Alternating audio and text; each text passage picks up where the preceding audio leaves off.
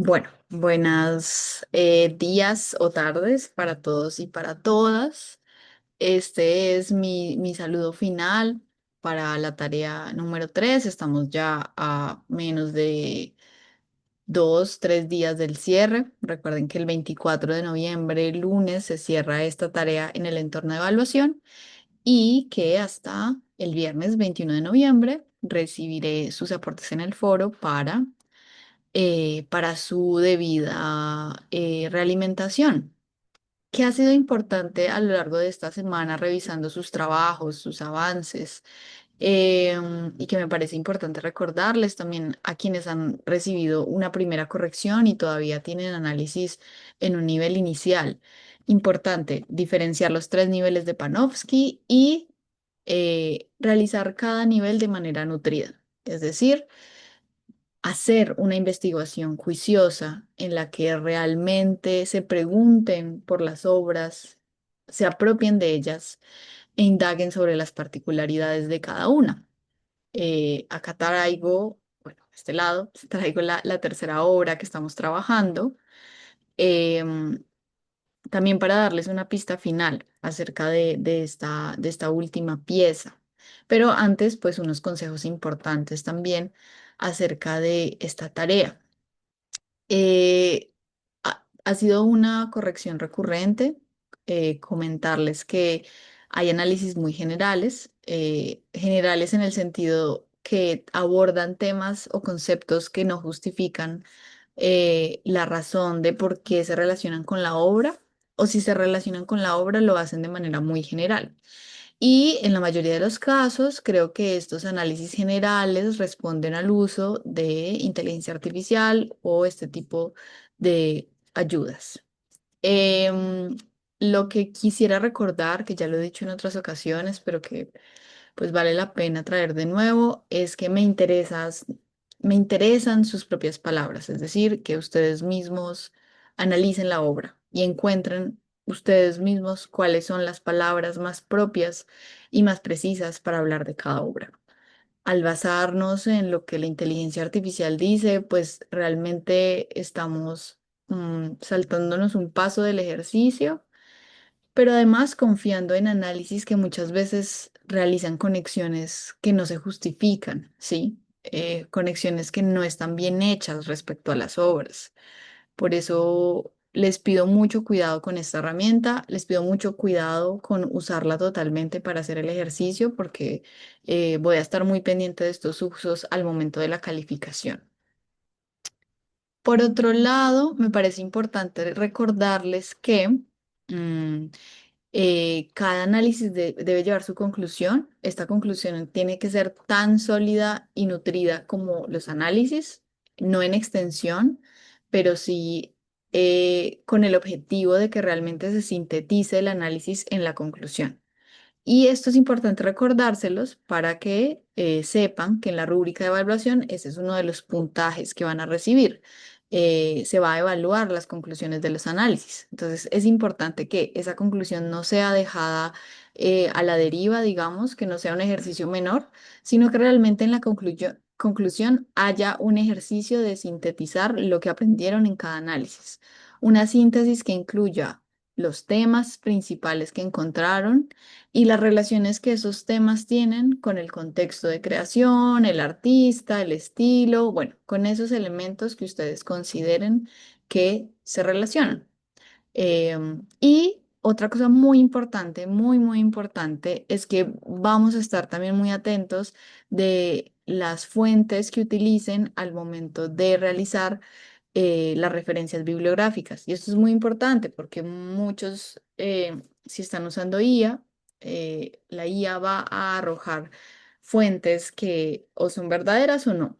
Pero lo que a mí me interesa es que hagan el ejercicio de una investigación cuidadosa y que realmente sepan cómo referenciar las fuentes que utilizaron, que es fundamental. Si ustedes van a utilizar palabras o frases exactamente como está en ese texto que tomaron, entonces deben citarlo entre comillas. Esto es fundamental para que no sea considerado plagio. Otra cosa muy importante, su análisis no puede estar totalmente hecho con frases y palabras de otras páginas web. También tienen que haber palabras suyas que interpreten esas citas, ¿sí? Pero también me parece importante hacer acá una diferencia entre qué es una cita y qué es una referencia. Y para eso quiero compartir brevemente este documento de Norma Zapa, que se los voy a copiar acá en el foro y en el que van a poder encontrar primero cómo se hacen las citas. Acá están todas las definiciones de una cita. Fíjense que una cita es aquella que va entre comillas porque es, digamos, una cita directa, es decir, se utilizan las palabras del texto, se toman directamente del texto. Pero acá hay reglas si esa cita es muy larga, si realmente no se tomaron todas las frases, las partes de ese texto, sino ciertas partes. Bueno, acá van a aprender cómo citar. Pero también están las referencias. Las referencias hacen alusión a la referencia completa de la cita. Es decir, en la cita solemos poner solo el apellido de quien dijo la frase que estamos utilizando. En la referencia se observa el apellido, el nombre, el título del texto y el lugar donde tomaron ese archivo. Entonces va a ser súper importante que revisen este documento si tienen dudas sobre citas y referencias para que primero citen bien y luego referencien adecuadamente las fuentes. Recuerden, tienen que referenciar fuentes que ustedes efectivamente hayan utilizado. No se trata de llenar el documento de fuentes, sino que sean de verdad esos textos a los que ustedes recurrieron al momento de realizar el trabajo. Entonces acá van a encontrar cómo se diferencian las referencias dependiendo si son tomadas de libro, si son tomadas de artículos, si son tomadas de capítulos de libro, si son tomadas de páginas web, si son tomadas de videos, si son tomadas de periódicos. Bueno, en este documento van a poder revisar que ese va a ser otro punto muy importante, ¿no? Revisar que primero utilicen sus propias palabras en el ejercicio, pero además de que utilicen sus propias palabras, que citen adecuadamente si usan otras fuentes y que referencien adecuadamente esas citas, ¿sí? Eso es como todo un proceso conectado.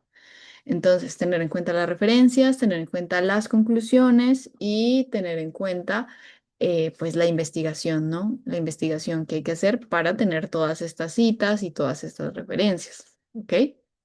Bien. Y ya para finalizar este video informativo, quiero hablarles de esta última obra que tenemos, la tercera, que ha generado análisis muy similares entre sí, muy generales también. Creo que hace falta un poco ahondar más en quién es el artista y por qué, digamos, hace esta obra, para comprender, pues, la especificidad, la particularidad de la obra. Entonces, esta obra la han relacionado mucho con el trabajo, que si bien sí tiene sentido, ¿no? La relación con el mazo que se utiliza para el trabajo manual, pero además coronada por unos zapatos, ¿no? Unos zapatos además de cuero, unos zapatos finos. Pistas importantes sobre este artista y su obra. El artista combina dos tipos de objetos distintos. Los objetos materiales rústicos como la madera, el cemento, la tierra, la arcilla, con objetos que pertenecen a la alta cultura, es decir, objetos que hacen alusión a otra clase social, ¿no? Y por eso los zapatos.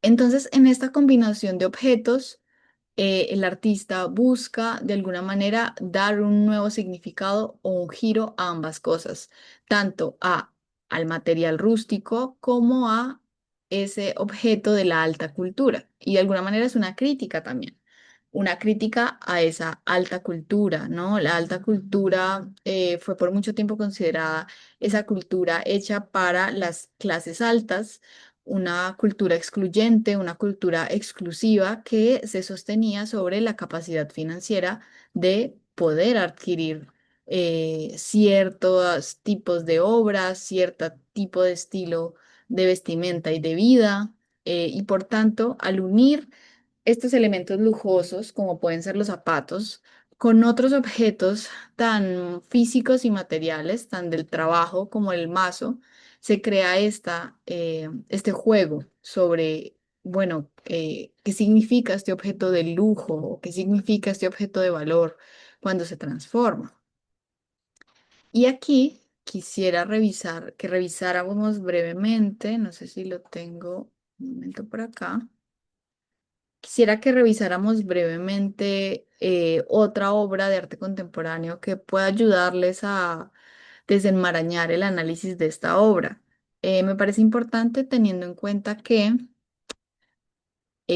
quizá el arte contemporáneo sea el más difícil de analizar, teniendo en cuenta que es un arte que se separa de lo que quizá hemos visto hasta ahora, ¿no? No es pintura, por ejemplo, como en la segunda obra, sino que es el uso de objetos reales en espacios instalativos. Eso transforma mucho la idea del arte. Y por eso quería traer a colación una obra que revisamos hace un poco en una clase que hubo sobre eh, el arte y la literatura, un CIPAS. Y en este CIPAS hablamos de esta obra que ustedes ven acá, que se llama One and Three Chairs de Joseph Kosuth. En esta obra pues la obra se titula Una y tres sillas. Y como ven, vemos en la imagen tres sillas, ¿no? ¿Vemos realmente tres sillas? Bueno, de pronto no. Vemos una silla, que es el objeto que se encuentra en el centro. Vemos una silla fotografiada, que se encuentra en la parte izquierda. Y vemos la definición de silla en la parte derecha. Esta obra me parece muy ilustrativa porque muestra el cambio del arte contemporáneo. ¿En qué se diferencia principalmente el arte contemporáneo de lo que se había hecho antes, de lo que se hizo aproximadamente hasta los años 60 con la pintura y las vanguardias y el expresionismo? El arte contemporáneo empieza a jugar con los objetos de la realidad y empieza a pensar que arte y realidad no están tan separados, que los objetos también nos hablan de temas, especialmente cuando esos objetos son modificados, como en la obra que tenemos para el análisis.